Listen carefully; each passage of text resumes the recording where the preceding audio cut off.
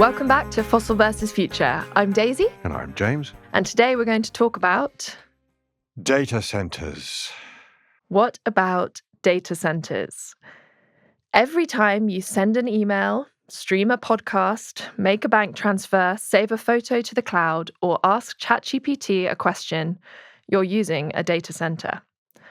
A data center is a temperature-controlled building that houses computing infrastructure, such as servers, data storage drives, and network equipment that stores, processes, and transmits digital information. Data centers aren't new.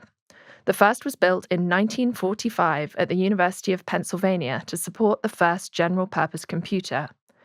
But for decades, data centers grew steadily, mostly out of sight. That has changed. Demand for digital services has exploded. Since 2010, the number of internet users worldwide has more than doubled, while global internet traffic has expanded 20-fold. More recently, the rapid rise of artificial intelligence, AI, has driven a surge in demand for compute power, the processors, memory, storage, and crucially, energy needed to operate data centers. According to McKinsey, demand for AI-ready data center capacity will rise at an average rate of 33% per year this decade. By 2030, data centers globally could require $6.7 trillion in investment to keep up with demand, about 70% of it driven by AI workloads. A data center's capacity is calculated as how much energy it could draw upon at any given moment. 10 years ago, a 30-megawatt facility was considered large.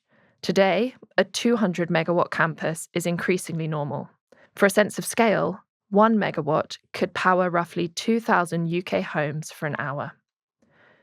Much of this growth is being driven by hyperscalers, companies like Amazon Web Services, Google, Microsoft, and Meta, which now own more than half of the world's AI-ready data centers.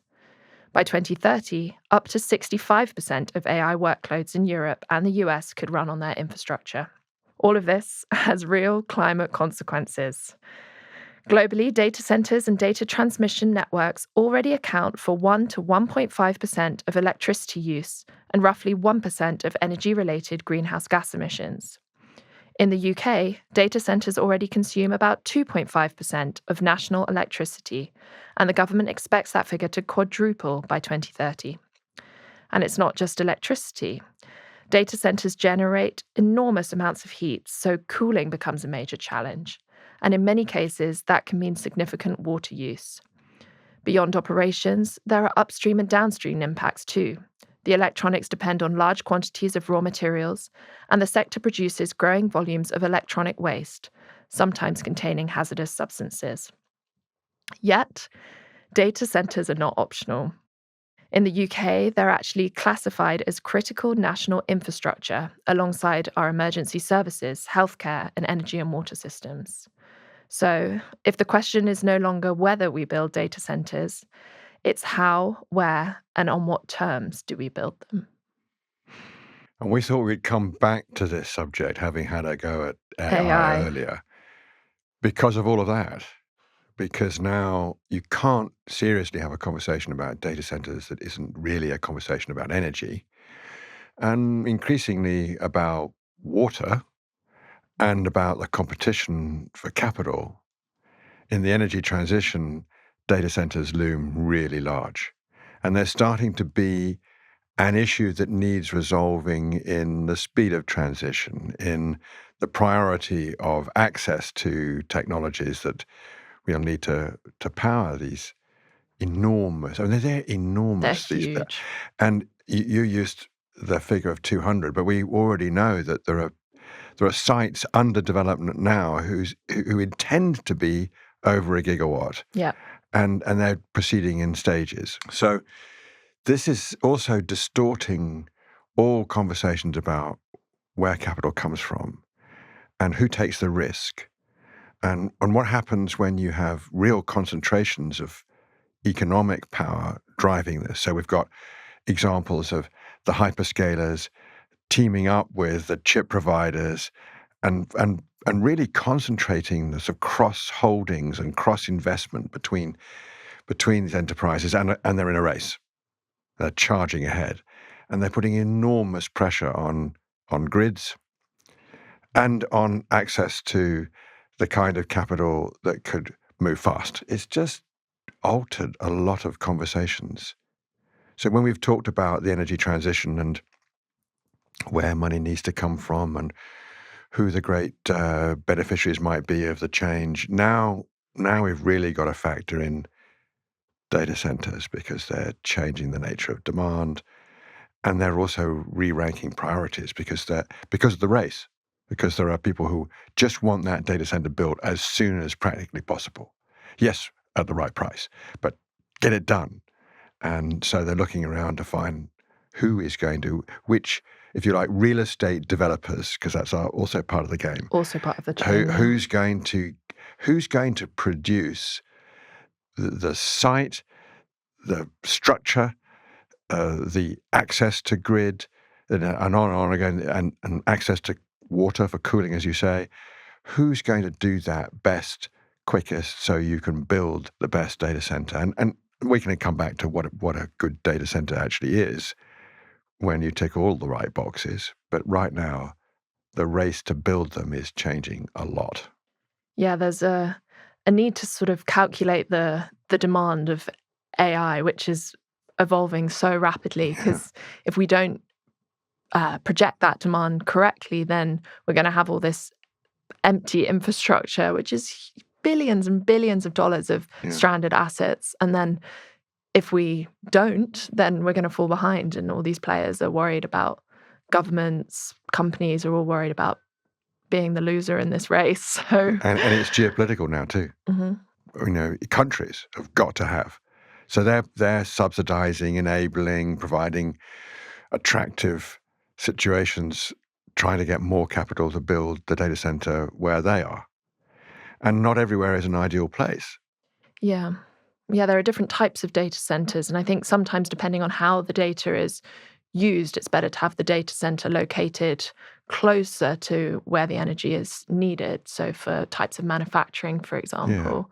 But then there are other situations where you don't necessarily have that advantage of needing the data center to be nearby. The UK could use a data center from another country. Indeed. And when you factor in the cooling and the stability of the place, literally the geology of a place, and the scale that you can build and reduce cost, then maybe if you can get a direct current cable from Norway in a cave to your, then that's a better option than having it in your city. Although a lot of the early data centers were thought to be best located in urban environments close to where they were going to be used, but that's not the case for many. Now it's how big a site can I get, and can I get access to cooling water? A site by the sea is valuable. Although I have to confess that I'm a little bit worried about the water going back into the sea. I mean, it's going to have to be cleaned, right? I mean, I don't know enough about what's actually happening, but my past life doing cases on water pollution and the like make me worry a bit about a lot of warm water going back into the ocean. We know from other conversations we've had elsewhere that there'll be a competition over access to water if those big sites are put in places that are already scarce, or where there's a contest with agriculture or some other communities. Yeah. Well, you say near the sea, but also under the sea is a conversation that's beginning, whether actually it would be, some even say maybe environmentally beneficial to have it under the sea, because you'll be using less energy to do the cooling. So sometimes 30 to 50% of the energy requirements of a data center are related to the cooling infrastructure. So reducing that may have less I'm impact. sure people will be doing it, and now we've got people suggesting putting them in caverns on the moon. I was going to say out in space. But again, really interesting environmental arguments there. Like having the solar panels up in space, you get 8 times better solar. If you are in a certain orbit, I think you get sun all the time rather than half of the time like we do on Earth. We will certainly be generating power in space. I mean, if you look at what we already do to power space stations, I mean, it's just another moment to just recognize solar power is just going to dominate. I mean, it's just obviously going to dominate. It's the most remarkable technology. Anyway, finding ways of powering these centers in the race is a big deal. Which way do you go? How do you make sure that you've really covered any potential redundancy, that is properly resilient? I mean, that word we've used in lots of different contexts, haven't we? Mm-hmm. Resiliency is relevant to ecology. You know, people who study ecology know what they mean by resiliency. It's relevant to urban environments and protection from flood and from extreme heat. It's relevant to businesses. You know, do you have a resilient business? Can you cope with shocks? There's no doubt that word, which has been around for ages. I remember many conversations with Rockefeller, for example. And there's a long history of trying to get resiliency into thinking about environment and development. But here specifically is, can you build a data center that's ready now, quick, but also fit for the future? And is it going to be resilient, bearing in mind other factors? Well, obviously technology change, it has to be resilient to, but can it cope with the physical changes of the environment? Can it cope with changes in the demand for energy, et cetera, et cetera? So you've got to build all that in, and they need really good, reliable power to be effective institutions. Yeah.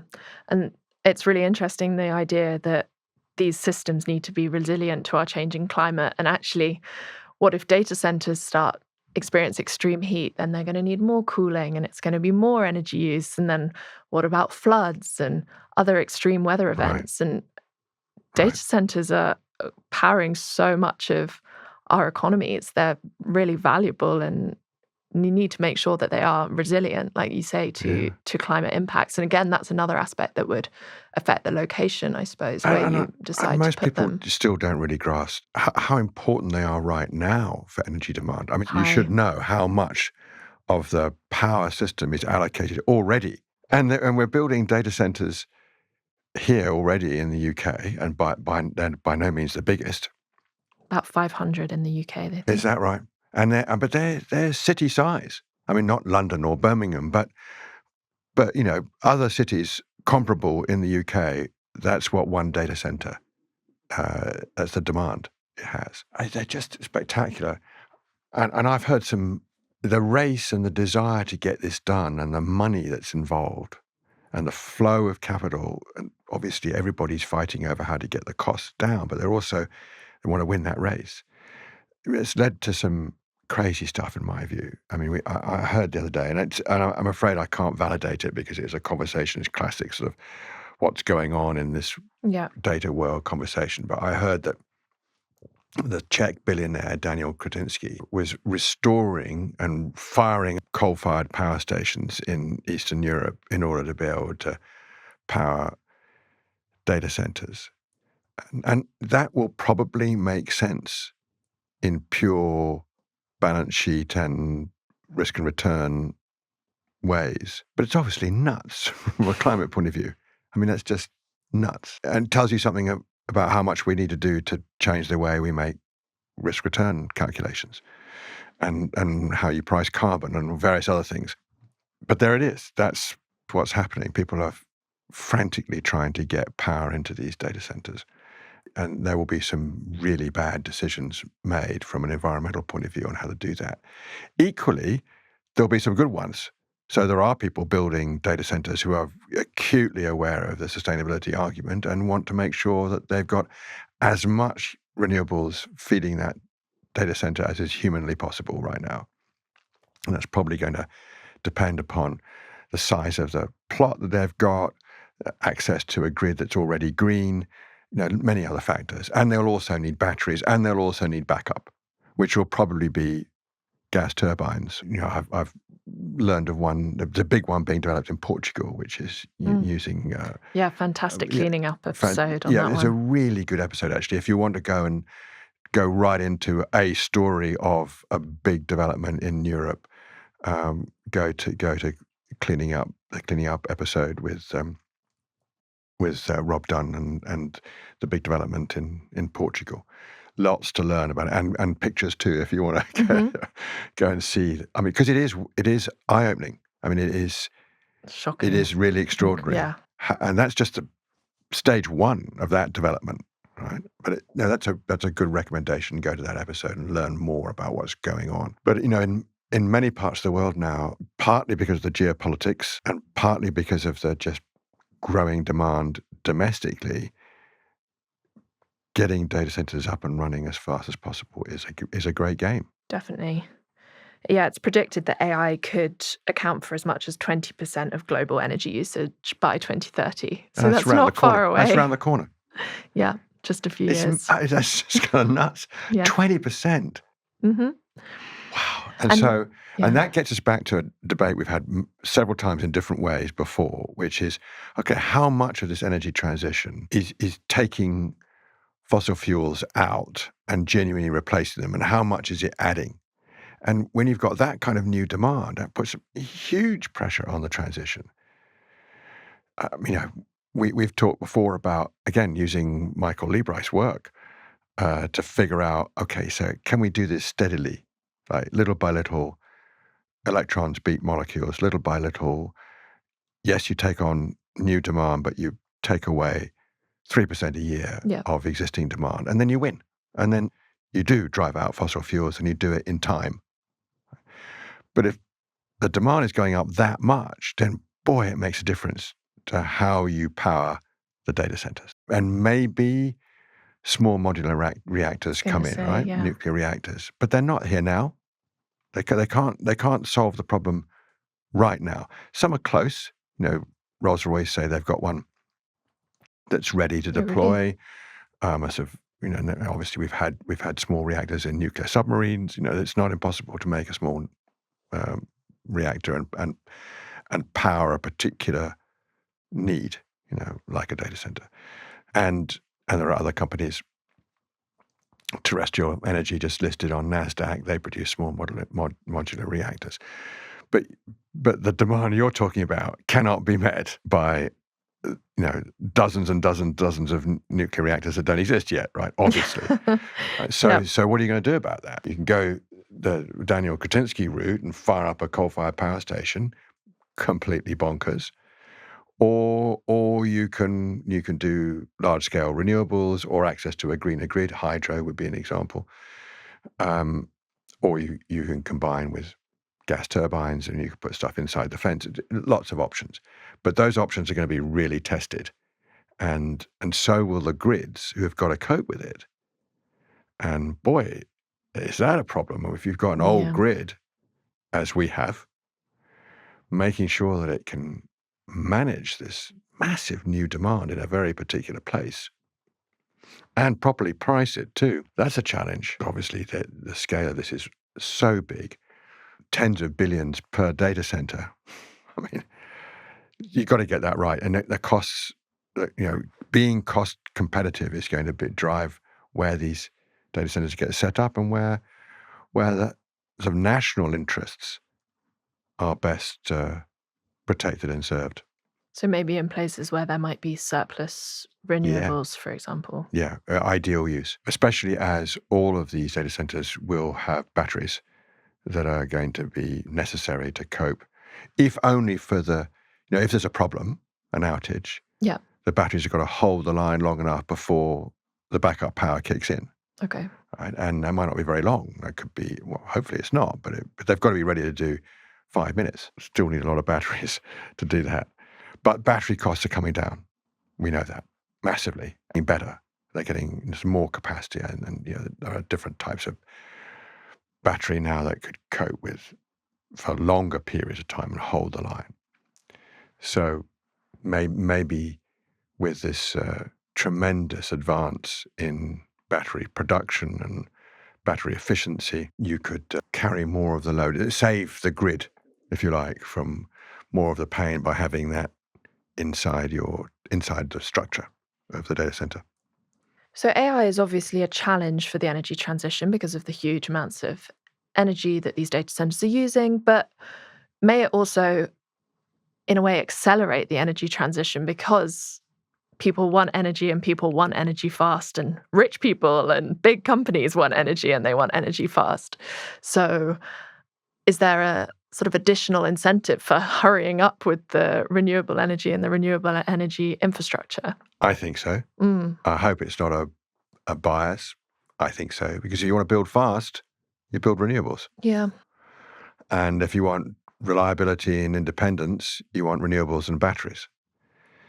And the supply chain for light is harder to intercept, probably not impossible in some sci-fi horror movie of the future. Oh, gosh. But yeah, if you want a dependable supply chain, you do renewables.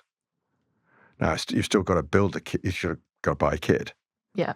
But once it's installed, you don't have the volatility of the fossil fuel supply chain. Now, there are people, and the one in Portugal that we were mentioning before, who are taking over in that case, an old coal-fired power station that has been transformed, and the site is being used now for this big data center. But if you're in a race and you can get a connection to a grid, you're better off going down the renewable route.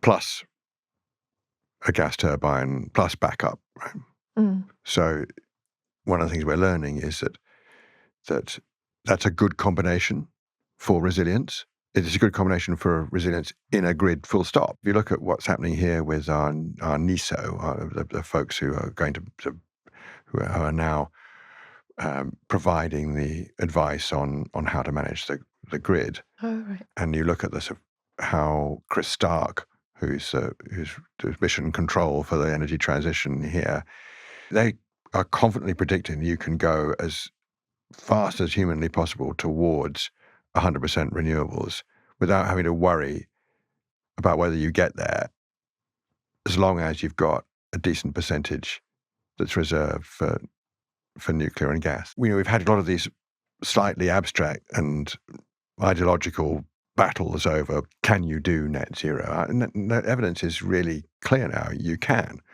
but you don't need to be absolutist about it to get most of the way there at the right speed.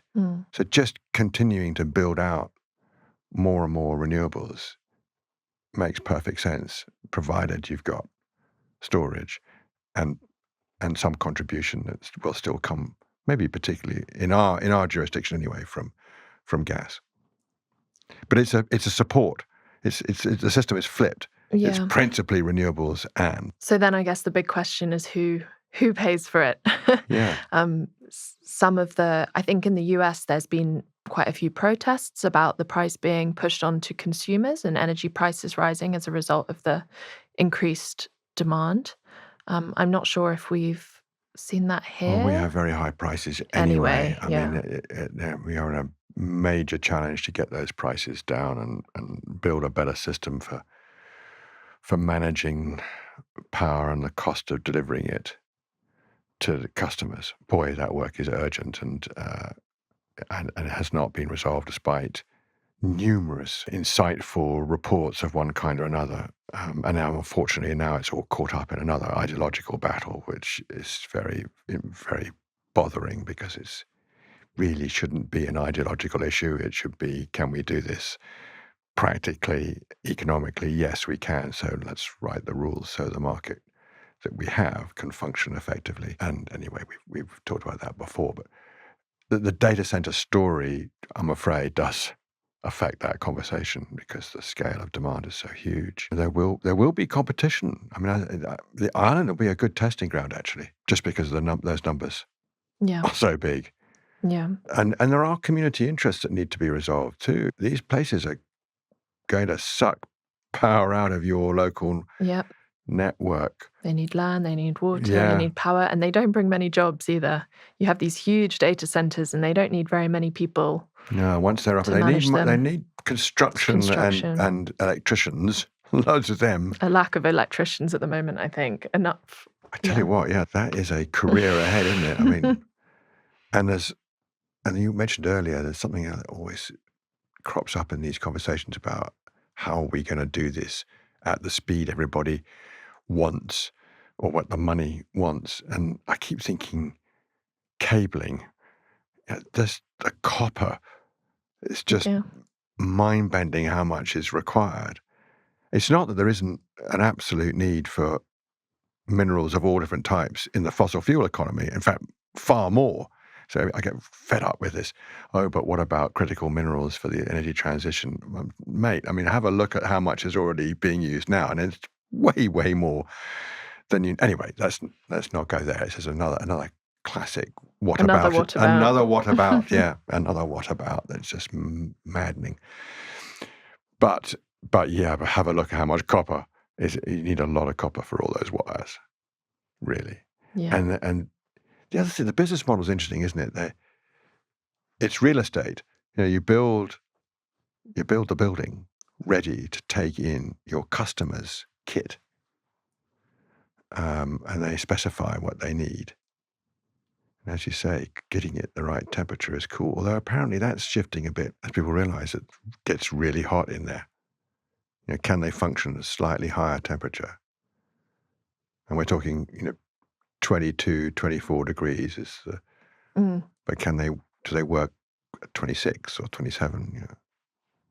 It's just, these machines are being very demanding. Yeah. And are having to be looked after in a very careful way. Evolving and developing so quickly. I mean, there's ongoing conversations about how long these chips last, because that makes a huge difference. Do they last 5 years? Do they last 8 years? Yeah, you put all this effort into building these data centers, and then actually how long are they going to last for until everything's updated? And then there's a slight feeling of anxiety over how much money is being poured in and what happens if large language models aren't attractive commercially. They're just not a good enough business. Do suddenly we have dozens of stranded assets? Or do we repurpose them? There's certainly going to be an enormous demand for artificial intelligence. We get that. But there's a whole lot less if it's task-related. If you've got a very integrated program of using AI for this purpose, it's far less demanding of energy than general intelligence. And trying to get all conquering, knowing models out there, I mean, one sort of hopes that it's just as hard as you think. I'm very interested in task-related AI, and my own very limited experience of using artificial intelligence to do something in particular is astonishing. Yeah, it's incredible. It still amazes me every time I use it. It's amazing, what isn't an it? amazing tool it is already. And Lord knows when quantum computing comes along, as it is, what that means. How do you configure these sites for that purpose? I don't know. I really don't know. But one senses that there's an awful lot of money that is bubbling in a way that should make us very aware of risk, that there could be a lot of waste, a lot of stranded asset here. Google, Microsoft, Amazon, and Meta have spent $360 billion on capital expenditure in the past 12 months. Data centers. Yeah. Yeah. And whilst those are all decisions made in the private sector with investors either actively or passively backing it, it's a massive capital allocation. And it's perfectly proper to ask whether it's a good capital allocation as compared to many other needs in society. It's a very large bet on a single technology that may or may not bring great value to society. Probably will in part, but that's not the same as definitely will. And the scale of it is just vast. You don't even have to do cliched stuff or think about what you could do with that money in some other areas of public good. But it's a capital allocation decision that's being made that carries quite considerable risk and reveals a lot about what motivates investors. But it isn't necessarily the same thing as whether it's a good investment. Yeah, it's really scary. I think it's really scary that so much money is going into this so quickly. And Yeah. we've talked about the environmental consequences, but the social consequences of AI everyone's familiar with, and the potential loss of jobs and And the unknown. inequity, because where are these concentrations? Once you layer on the geopolitics, the race to be the country that's got the most compute, and you think, okay, so lots of editorials about China versus US versus Europe, but there are other human beings on the planet, and what about them? And, yes, you can factor in countries like India that will certainly compete heavily to get into that frame, but a lot of other people live in other parts of the world and are not going to get that level of investment, and will have to be either buyers of the service or will have to take the risk themselves at some stage as to deploy their own capital in those areas. A social benefit that I was reading about is that the excess heat from the data center can be used for heating systems. And there's an example of a data center being used to heat a swimming pool, for example. And so there are these sort of connections that can be made. Well, that's sensible, isn't it? I mean, it's sensible anyway. Power stations have often produced excess heat that can be used in district heating, and we just don't do very much of it here. Symbiosis or something. Yeah. But many countries do make use of heat from power stations, and it's very efficient.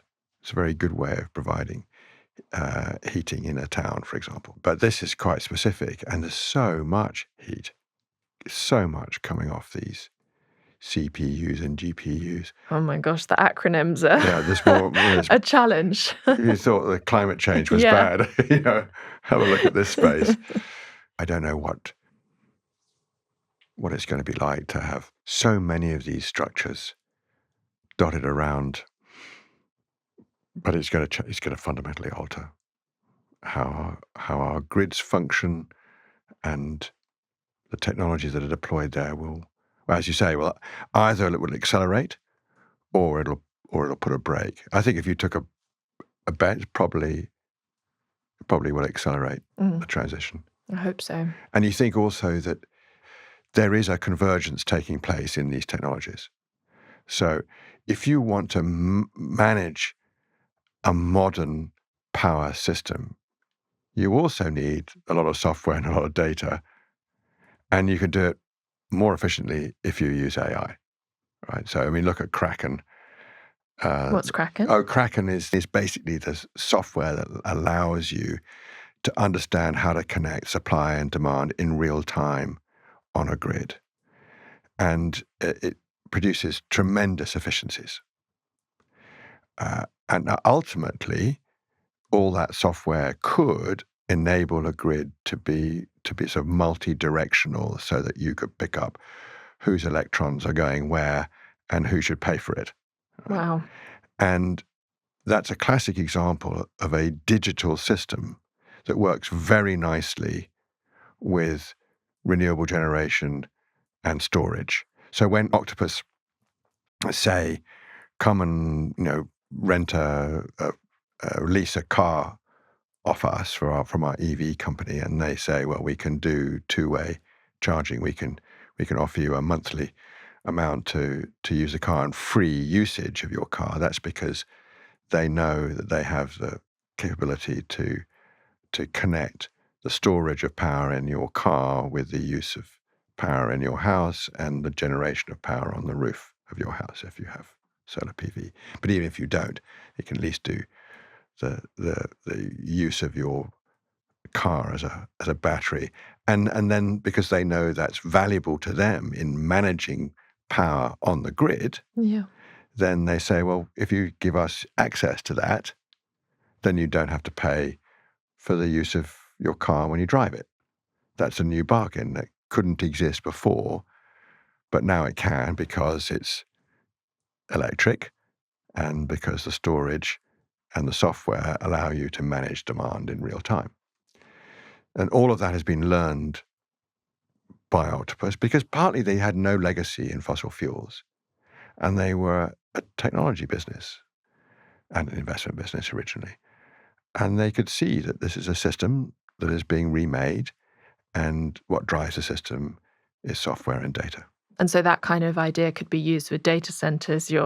As AI is improving, AI can identify efficiencies and we can reduce energy usage by using the product of the data center. Exactly. And so that great convergence that we keep referring to that offers such promise for the climate change issue, because it drives out a huge chunk of the problem that fossil fuels cause, comes from the convergence between generation, storage, and use, and what knits them all together, software, and what makes the software more and more effective is artificial intelligence, especially now where there's this extraordinary coding capacity that, allows you to improve constantly through instructing your AI agent to do the coding for you. That's kind of amazing. And, we're going to do this in other areas. Hopefully we'll do it, with areas that require us to think very differently about data and how it translates into economic and financial value. We'll do it with nature, I hope. We'll figure out how to get all of these amazing data sets into a form that makes sense for investors and insurers to properly value natural systems, but also nature at risk. Yeah.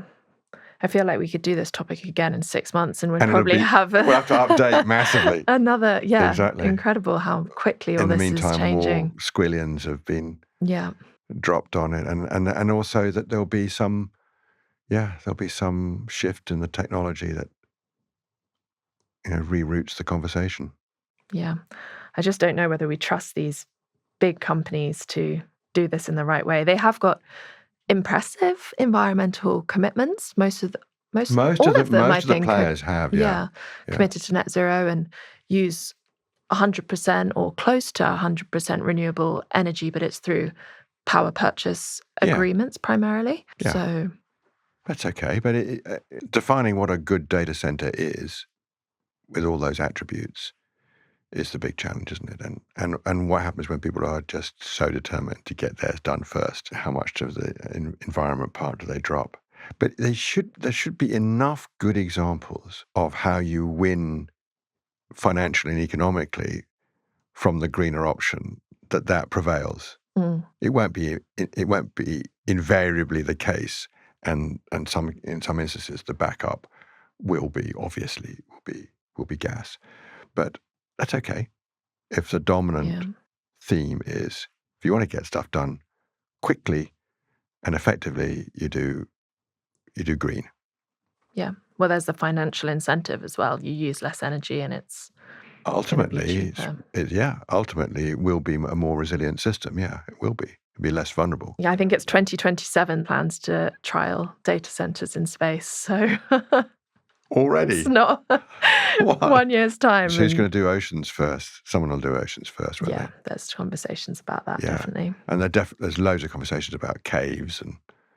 Yeah, I think there's already one. I think Norway's got one. Yeah, I think Norway's got a cave complex and data center. It's extraordinary. There's a remapping of the world. Where is a good place to do this thing that we just really must do tomorrow? Mm-hmm. Changes a lot of profiles. Yes. Well, let's just hope that they're in the race, that there is some wisdom as well as excitement. I hope so.